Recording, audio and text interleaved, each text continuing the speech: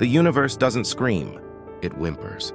I learned that on Cygnus X1, listening to the void static between stars. But here, on the shattered streets of Viridia, the universe had found its voice again, and it was the shriek of a dying child.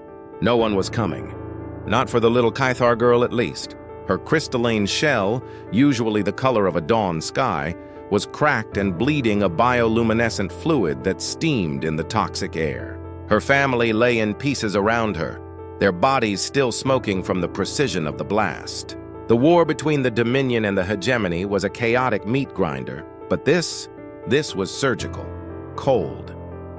I watched from the shadows of a collapsed Hab block, my rifle's scope trained on the figure standing over her. It wasn't Dominion or Hegemony. It was an observer, a towering insectoid creature of polished chrome and chitin, its multifaceted eyes drinking in the scene with unnerving stillness. We called them observers, but we knew they were the galaxy's landlords, the silent partners in every conflict, their non-interference pact a holy text written in the blood of lesser species. The little girl, Lyra, I'd learn later, whimpered, a tremor running through her fractured shell. The observer tilted its head, a motion like a clicking cog.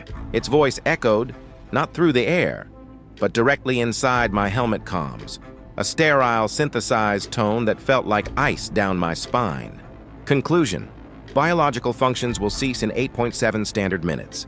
Asset loss is acceptable. Non-interference protocol is maintained. It turned, its movements economical and silent, leaving a child to bleed out on the graves of her parents. My blood ran cold. I'd seen death in 1,000 forms, dealt it in 100 more. I was Sergeant Kaelen, a ghost in the Earth Alliance Expeditionary Force, a man counting down the days to a pension and a quiet planet where the only screaming came from the gulls. In 3 days, I was supposed to be gone, but the universe wasn't done with me. That whimper. It wasn't just a sound. It was an echo of another whimper, in another time, on another world. A tiny hand slipping from mine in the wreckage of a shuttle disaster. My daughter's face fading into the dark. "Protocol be damned," I muttered, the words tasting like rust and fury. I switched my rifle to its ion disruptor setting. A single silent shot, and the observer's patrol drone, shimmering invisibly above us, fizzled and dropped from the sky like a dead fly. The observer paused, its head swiveling a full 180 degrees to fix its impassive gaze on my position. It didn't raise a weapon. It didn't need to. A new voice, crisp and furious, crackled in my ear. "Sergeant Kaelen, what in the hell are you doing?" "Stand down!" I repeat, stand down. "That is a protected species." It was Commander Valerius, my CO, his voice a galaxy away in the orbiting command ship. "He was going to let her die, Commander," I said, already breaking cover, my boots crunching on shattered pavement. "Kaelen, you have no idea what you're interfering with. The treaty, our neutrality. You will start a war we cannot win." I ignored him. I knelt beside the girl, my medkit already in hand. Her breathing was a ragged, wet sound. The crystalline fractures were deep, spiderwebbing across her torso. My bioscanner screamed with a dozen alerts I didn't recognize. Her biology was a puzzle I had seconds to solve. "Kaelen, this is a direct order. Disengage and return to the extraction point." "That is an order." I switched off my long-range comm. The silence that followed was heavier than any explosion. I was alone, a rogue, a man with a dying alien child in his arms and every power in the sector about to want his head on a platter. I looked up. The observer was gone. It didn't need to stay. It had already passed my sentence. I activated the emergency sealant, the foam hissing as it tried to bond with her strange, crystalline flesh. "Hang on, kid," I whispered, the words feeling hollow, useless. "I've got you." But as I lifted her, her body impossibly light, I knew I wasn't just carrying a child. I was carrying a new war, my war, and this time, I wasn't leaving anyone behind. The city was a maze of ghosts and gravestones. Every shadow could hold a Dominion kill squad, every ruined archway a Hegemony sniper. But my most immediate threat wasn't them. It was the comms chatter I was intercepting on a stolen frequency. My own face, grim and grizzled, flashed up on a wanted broadcast. Subject, Sergeant Kaelen, designation rogue. wanted for breach of the Inter-Species Neutrality Pact and hostile action against an observer signatory, to be considered armed, dangerous, and acting alone. Valerius hadn't just disavowed me. He'd thrown me to the wolves to save the treaty. I couldn't blame him. An entire sector balanced on a knife's edge, and I had just kicked the knife. Lyra was a dead weight in my arms, her breathing shallow. The biofoam was holding but barely. Her blood, that strange glowing liquid, was starting to seep through, leaving a trail for anyone to follow. I ducked into the husk of a mag train station, the air thick with the smell of ozone and decay. I laid her down gently behind a rusted ticket kiosk. Her multifaceted eyes, like shattered amethysts, fluttered open. A weak, telepathic pulse brushed against my mind. Not words, but a feeling. Cold. Fear. "Easy now," I murmured, pulling a nutrient pack and a hydro spout from my belt. "Just try to rest." Her biology was a nightmare. My scanner couldn't make sense of her silicon-based cellular structure. Standard medical treatments would be poison. I had to rely on my gut and 2 decades of patching up soldiers from a dozen different species. I used a low-powered laser welder to cauterize the smaller cracks in her crystalline shell, the beam hissing against the strange material. She flinched, another wave of pain washing over my mind. Suddenly, an image flashed in my head unbidden. A complex schematic of her own internal structure, highlighting the damaged areas and showing me the precise energy frequency needed to bond the crystalline plates at a molecular level. I stared at her. She was conscious and she was guiding me. She was telling me how to save her.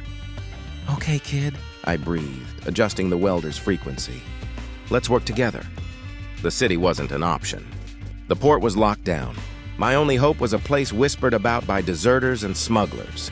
A lawless, free-trade outpost built into a canyon system on the continent's desolate equator, known only as the Rift.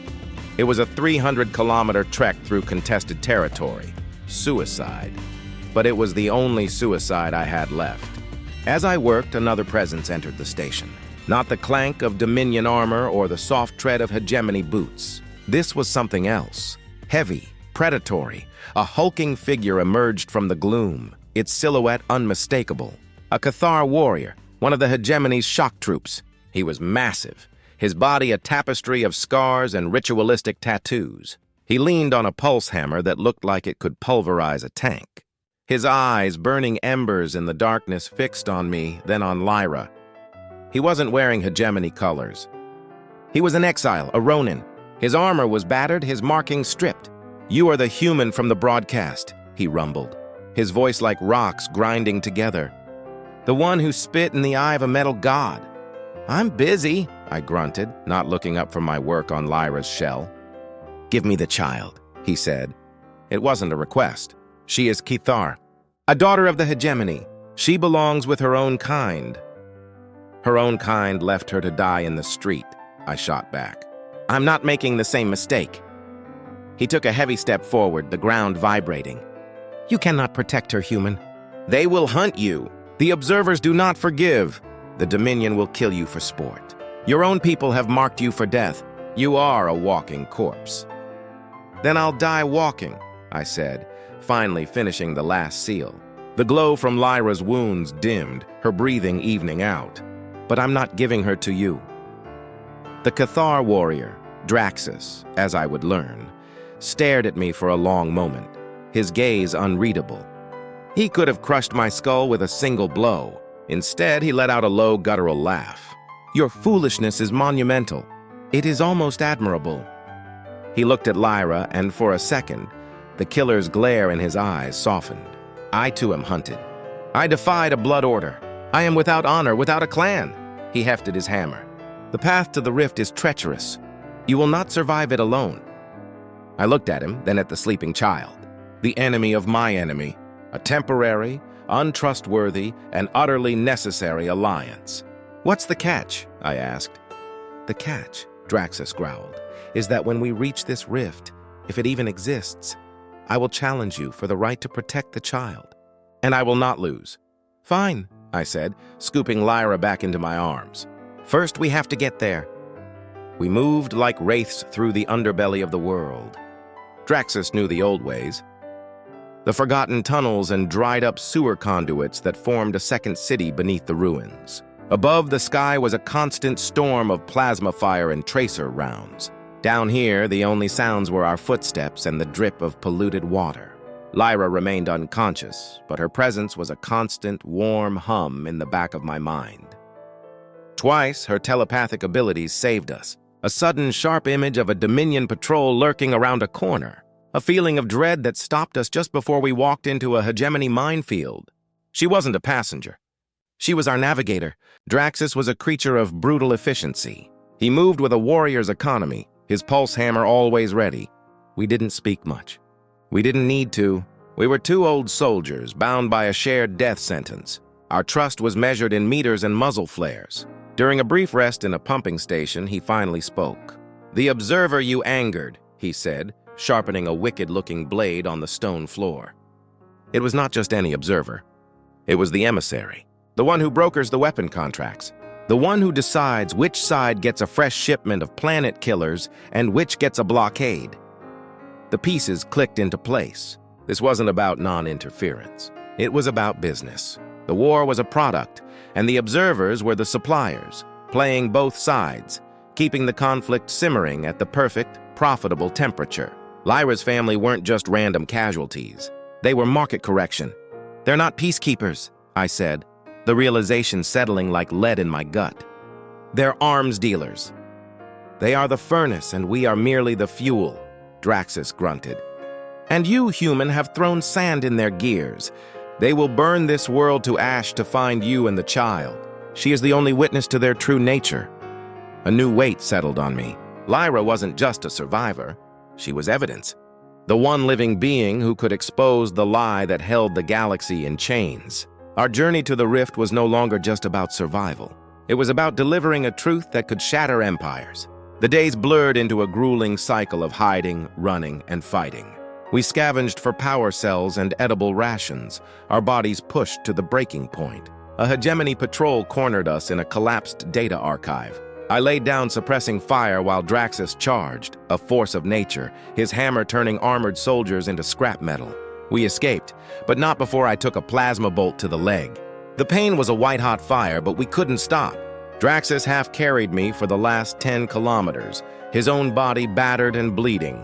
The entrance to the rift wasn't a Grand Canyon, but a narrow fissure hidden behind a waterfall of industrial runoff. The air inside hummed with shielded energy and smelled of alien spices, sweat, and desperation. It was a vertical city, carved into the rock, teeming with the galaxy's outcasts. Smugglers, pirates, deserters, all living under a tense, unspoken truce. A man with a scarred face and a cybernetic eye met us at the gate. He introduced himself as Corbin, the mayor of this miserable hole. He looked at me, at Draxus, and then his eyes lingered on the sleeping form of Lyra. "You've brought trouble, soldier," Corbin said, his voice a low rasp. "The observers have put a bounty on you that could buy this entire moon." "We need a ship," I said, gritting my teeth against the pain in my leg. "And medical supplies." "Everything has a price," Corbin sneered, his gaze predatory. "And it looks like you're fresh out of cash." From behind him, figures emerged from the shadows. "Smugglers and mercenaries armed to the teeth, their weapons trained on us. But you do have an asset," Corbin continued, nodding towards Lyra. "The bounty says she's to be delivered alive. You, not so much." Draxus let out a low growl, gripping his hammer. "We were fools to trust a coward," he spat. A calm, synthesized voice cut through the tension, echoing from a hidden speaker. The voice of the emissary. The voice from the ruins. "The sergeant is to be commended. He has delivered the witness directly to us. His service is complete." The trap was sprung. The rift wasn't a sanctuary. It was a holding pen. Corbin had sold us out. Before I could react, the rock wall behind Corbin exploded inward. Armored figures rappelled down from the cavern ceiling. But they weren't smugglers or observers. They were human soldiers. My soldiers. At their lead was Commander Valerius, his face grim, a smoking rocket launcher on his shoulder. "I hope you don't mind me dropping in, Kaelen," he shouted over the roar of gunfire. "But I'm not letting you have all the fun." A massive firefight erupted in the enclosed space. Lasers and plasma bolts ricocheted off the canyon walls. Valerius and his small loyalist squad fought with disciplined fury, covering our retreat. He'd had a change of heart. He'd seen the observer's bounty notice and knew it was proof of their deception. He had chosen his man over the treaty. Draxus was a whirlwind of destruction, his hammer a blur of motion, clearing a path for me as I carried Lyra. "Get the child to the landing pad on the upper level," he roared. "I will buy you time!" I saw the observer emissary descend from a hidden platform, its chrome body deflecting stray shots, 4 energy blades unsheathing from its arms. It moved with lethal grace towards Lyra. Draxus met it head-on. It was a battle of titans, the brute force of the Ky'tharr warrior against the surgical precision of the machine god. Draxus fought with the fury of a man reclaiming his honor. He landed a crushing blow, denting the emissary's torso, but the observer was too fast. A plasma blade slid between his armor plates. Draxus roared, not in pain, but in triumph. With his dying breath, he triggered the overload on his pulse hammer's power core. "Lev!" he bellowed at me. "Tell them!" The resulting explosion was blinding, vaporizing Draxus and sending the damaged emissary reeling back. I didn't hesitate.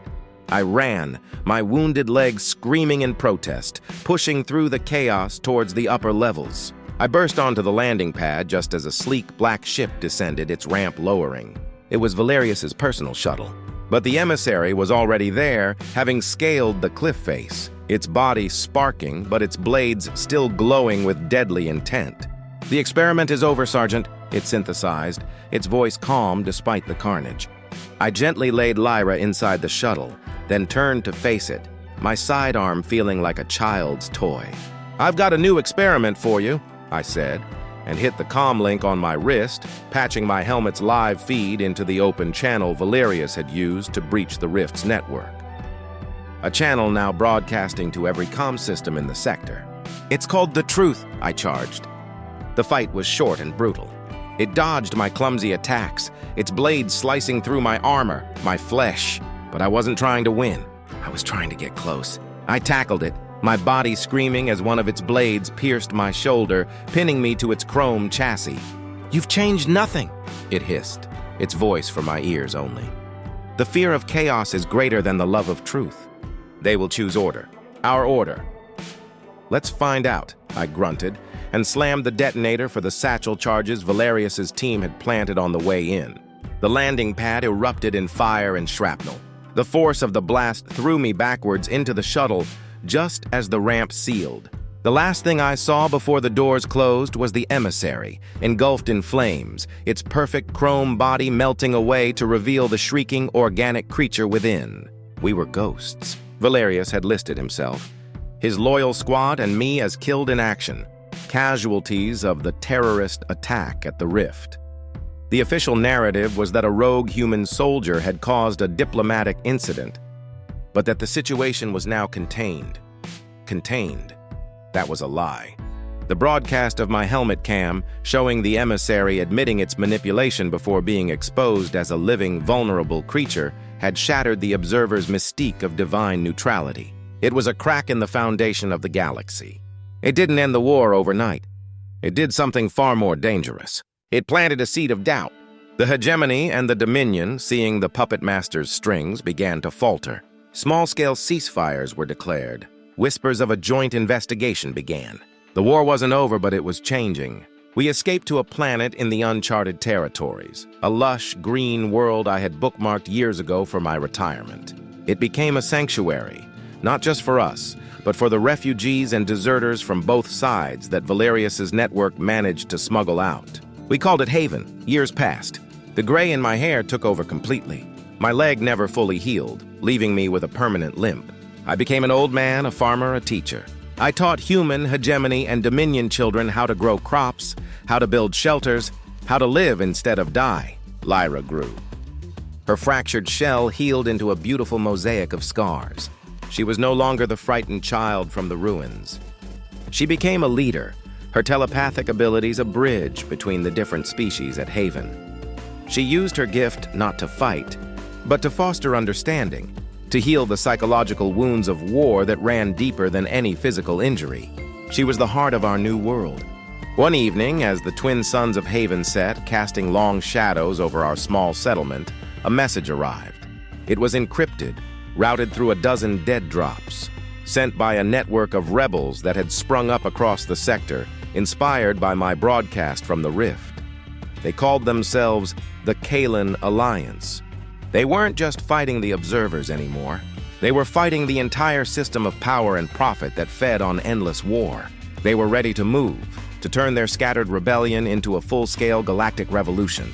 But they needed a symbol, a leader. I looked out at the peaceful valley, at the children laughing, at Lyra, who stood watching the sunset, her presence a beacon of hope. I had found my peace, but the universe wasn't done with me yet. Lyra walked over, her own mind gently brushing against mine. She already knew. She had seen the message in my thoughts. She didn't look sad or afraid. Her eyes, those beautiful, multifaceted amethysts, held the fire of a warrior and the wisdom of a survivor. She placed her strange crystalline hand on my shoulder. "You taught us how to build a home, Kaelen," she sent, her thought voice clear and strong. "Now go teach the galaxy how to tear down a prison."